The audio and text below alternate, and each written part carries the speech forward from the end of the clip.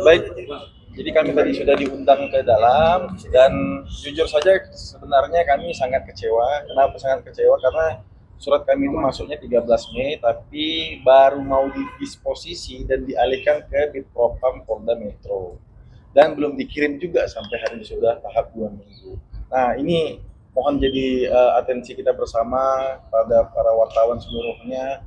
Ini kita memang sangat mempercayai sebenarnya di Propam ini sebagai penegak lah agar Polri ini sebagai presisi seperti itu. Jadi kita inginkan dalam ini untuk secara kebijaksanaan diskresi pimpinan di Propam sendiri dalam ini melakukan ya perkara ini tetap di Propam, tidak dilimpahkan ke Polda Metro Jaya ataupun Bit Propam, sehingga dalam ini akan memberikan juga keadilan kepada korban langsung. Kami sangat mengharapkan sebenarnya jadi kehadiran kita di sini akan langsung sebenarnya direspon ataupun diambil keterangan secara langsung apa-apa saja, namun ternyata ini masih di level baru mau dilimpahkan ke Bitpropam Polda Metro.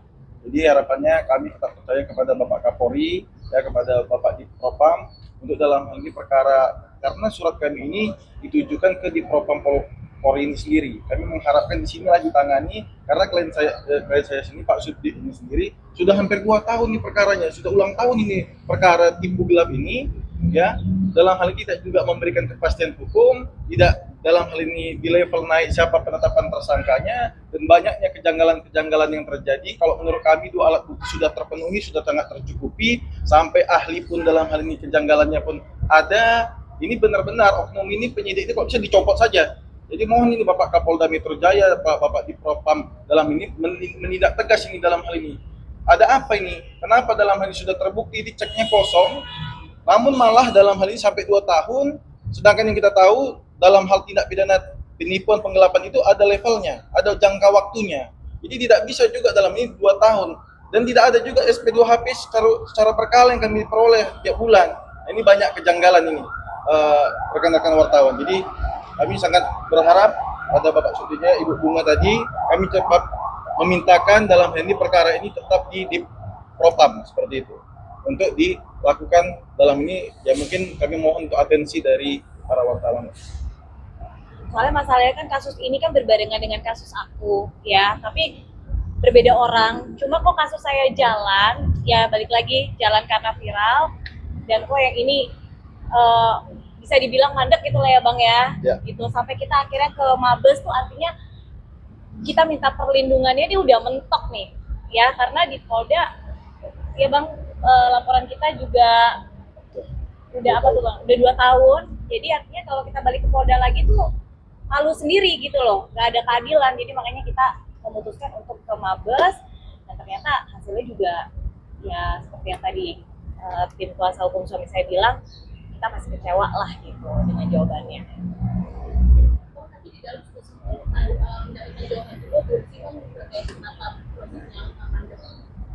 Nah inilah yang di dalam tadi hanya menjelaskan kasusnya baru didisposisi, dikirim ke Bitpropam Polda Metro, tapi suratnya pun belum dikirim. Nah ini makanya saya bilang kan kita agak kecewa karena 13 Mei ini hampir juga sudah 2 minggu. Apakah perlu kasus ini no justice no viral ataupun no viral no justice seperti itu kan, atau kembali. Nah ini menjadi sangat dipertanyakan besar seperti itu. Nah ini makanya ketika ini dilimpahkan lagi ke Bitpropam Polda Metro, sedangkan klien kami sudah tidak percaya ini ditangani di Bitpropam sendiri, nah ini menjadi pertanyaan besar. Nah ini katanya kan harus ada dilakukan audit memang secara administrasi seperti itu di Wasidik. Tapi di Wasidik juga kami juga telah memohonkan kok untuk dalam ini dilakukan gelar perkara khusus perkara ini agar pihak korban, klien kami juga terlapor seluruhnya dipanggil biar terbuka terang-benderang perkara ini. Dan ini juga belum kami dapatkan jadwal yang jelas di dalam hal Karwasidik juga dari Mabes Bareskrim Polri belum ada mengundang gelar perkara khusus tersebut. Artinya dari pihak kami itu nggak merasa takut lah ya Bang ya. Tidak. Karena emang kita posisinya ngerasa benar, secara perdata juga kita telah menang ya Bu ya. 3 sampai udah ke kasasi ya Bu. Sudah inkrah. Jadi artinya sebenarnya nggak ada lagi alasan untuk kasus ini tidak dijalankan, begitu ya Bang? Nah. Ya, jadi sebenarnya ada apa sih yang kita cari itu? Apakah ada memang kasus ini diperlambat atau gimana? Atau ada titip, ya ada titipan atau apa gitu ya, kita kan nggak tahu, makanya kita tanya ke sini. Kamu nggak berarti bisa disimpulkan kalau misalnya viral bisa jadi lebih peluang buat diproses lebih tinggi Ya atau gimana? sejauh ini karena udah 2 tahun ya Mas, udah 2 tahun, jadi kita memilih untuk oh ya udah mungkin dengan cara teman-teman media bisa membantu juga memviralkan, menjadi atensi juga gitu, karena banyak di lingkungan sekitar kita yang mengalami masalah penipuan, akhirnya kan gak jalan kalau nggak viral, ya kan. Selama ini kita 2 tahun juga untuk memutuskan untuk diam, benar-benar diam, karena oh ya udah kita coba kasih Kita kepercayakan gitu. kita percayakan ke penyidik. Nah, Penyidik. kebetulan kan Bunga dihadirkan sebagai saksi waktu itu.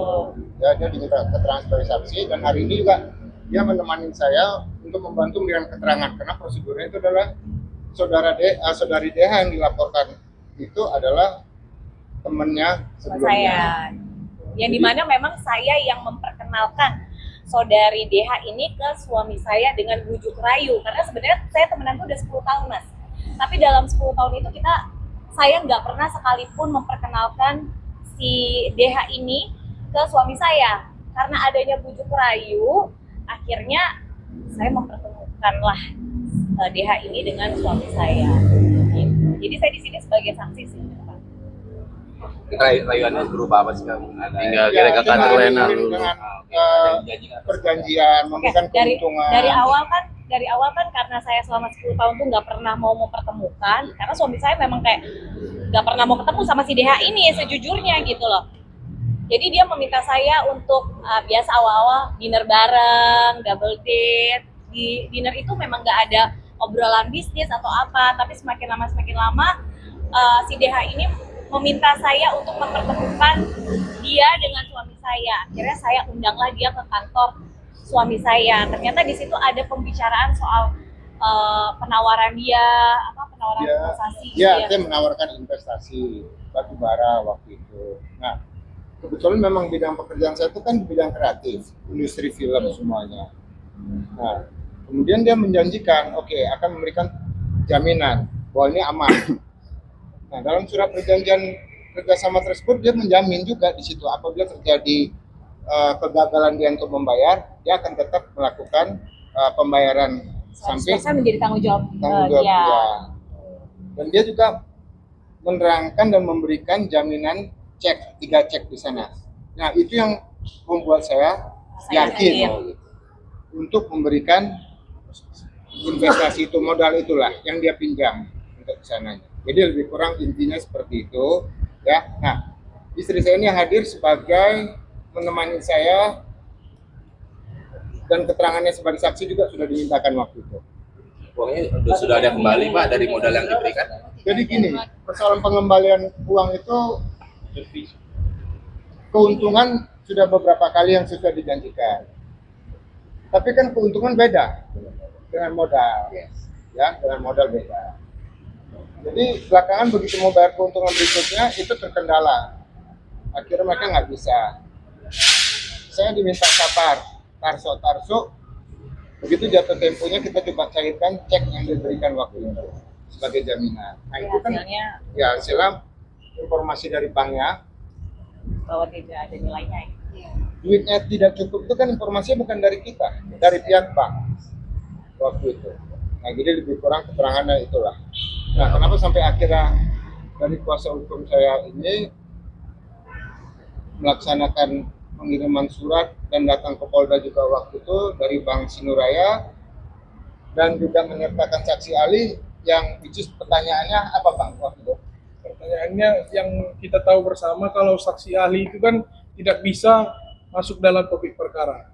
Beda saksi ahli dengan saksi fakta. Jadi saksi ahli yang kita hadirkan ini resmi dari Universitas Medan Area, dapat surat tugas juga dari dekan langsung. Namun yang dipertanyakan itu lebih ke terhadap fakta, keterangan dia, apa yang diketahui dia, apa yang didengar dia, dan yang dirasakan dia. Jadi sangat-sangat janggal menurut kami penyidik ini, karena yang kami harapkan dan kita tahu bersama di sini, kalau kita menghadirkan saksi ahli itu dipertanyakan terhadap teori hukum, apa yang ditahu dia tentang keilmuan dia. Jangan kita mempertanyakan kronologi. Namun dalam pemeriksaan kurang lebih 6 jam, saksi ahli ini ditanya berkaitan memang ada menyinggung terhadap kronologi perkara, namun karena keterangan keahliannya menurut kami mendukung laporan polisi Pak Subdev, tidak dimasukkan dalam berita acara. Itu yang sangat janggal. 6 jam diperiksa saksi ahli, banyak keterangan yang sudah disampaikan, namun keterangan itu nggak semua dimasukkan dalam berita acara. Dipilih-pilih mana yang melemahkan laporan polisi Pak Subdev. Itu saja yang dimasukkan ke dalam BAP-nya gitu. Pak Subdev memang memberikan dana pinjaman investasi berapa ke DA ini Pak? Nominalnya 2 miliar. 2 miliar. Ya. Jadi sebenarnya ada dua gelombang. Yang pertama udah selesai waktu itu, oke, dan kita juga udah menyerahkan kembali ceknya sebagai jaminan, ya itu aman. Nah, yang keduanya, ya kan, itu dia berikan lagi dengan cek yang berbeda. Tapi ya posisinya cek itu kan sebagai jaminan. Cek itu merupakan alat bayar yang sah ya. Di sini kita tahu yang dikeluarkan oleh bank yang bersangkutan. Jadi itu memberikan keyakinan buat saya, oh ini aman gitu. Buat duit saya aman, investasinya aman gitu.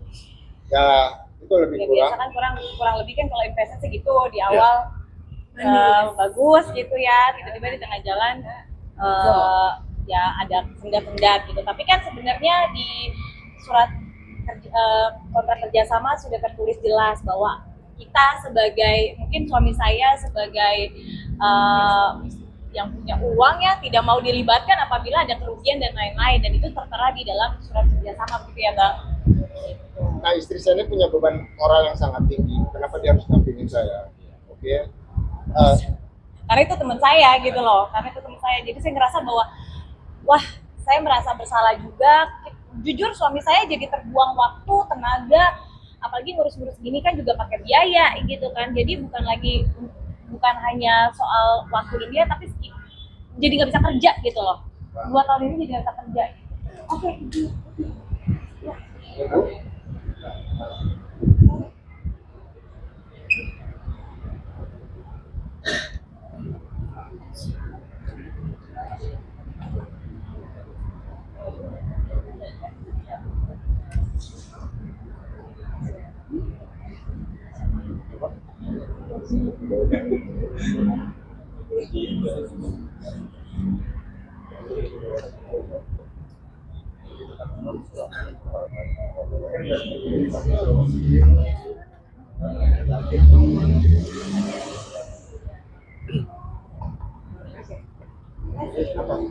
Gimana Kak kabar Baik, baik?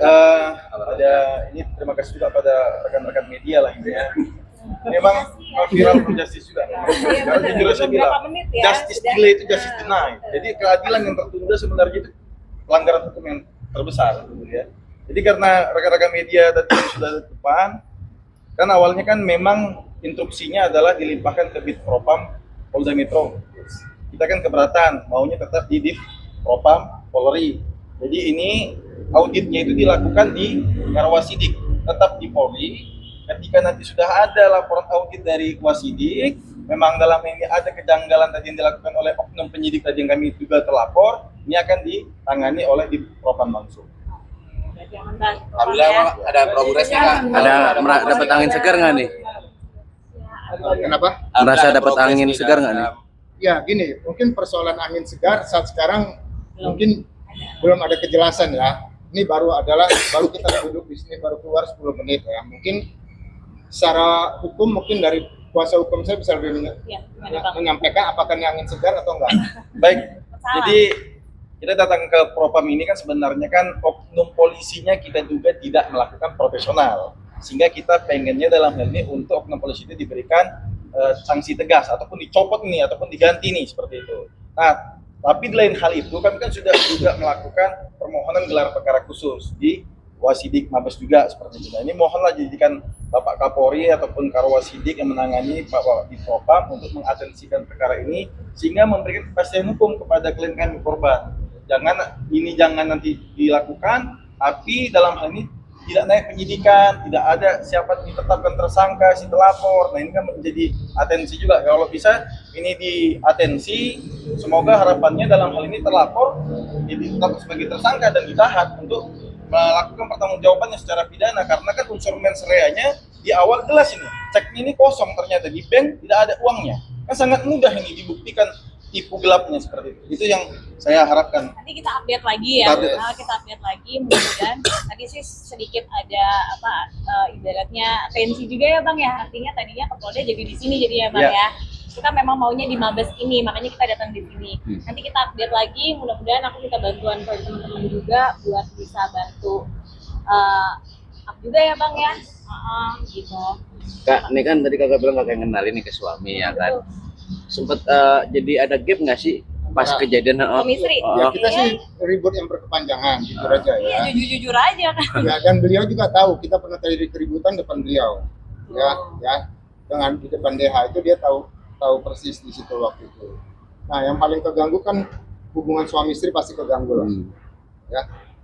Makanya hari ini Bunga punya beban moral yang sangat tinggi. Ini kan dia cuma hadir sebagai saksi waktu itu diminta keterangan, tapi hari ini dia untuk menemani saya kemari untuk memberikan support buat saya sebagai suaminya ya. Jadi lebih kurang itulah. Keterangan lain nggak ada yang dia bisa berikan karena memang kasus ini kasus saya. Gak mau ngikutin kalau support dari keluarga, apakah ada? Kan kemarin kan memang katanya lagi berkonflik. Apakah ada support dari keluarga mengenai Keluarga yang mana nih? keluarga Kabunga? Nah, keluarga yang mana? Gimana makin Kabunga? Apakah Nggak ada. Kan kalau kita punya masalah, kita udah berumah tangga, jadi masalahnya hanya saya dan suami, jangan ngelibatin siapa-siapa. Kalau udah banyak duit baru bagi-bagi. Suka ngiring diri. Artinya? Nggak ada. Ini kan ini kalau utang piutang ya biar kita aja. Kalau banyak duit baru war-war ya. Kalau utang piutang keluarga nggak mau tahu loh. Iya, udah jangan mancing. Ya. artinya hubungan sama keluarga gimana Kabunga? Apa tuh? Hubungan sama Habis keluarga kemarin mungkin? terus berduka terus ditimpa Ya masalah udah. lagi kan. Oh. Tapi gimana? Ini kan sebenarnya masalah suamiku gitu. Jadi aku sebagai istri ya support lah gitu, support system gitu. Gitu. Makasih ya Terima teman-teman kasih. ya. Hubungan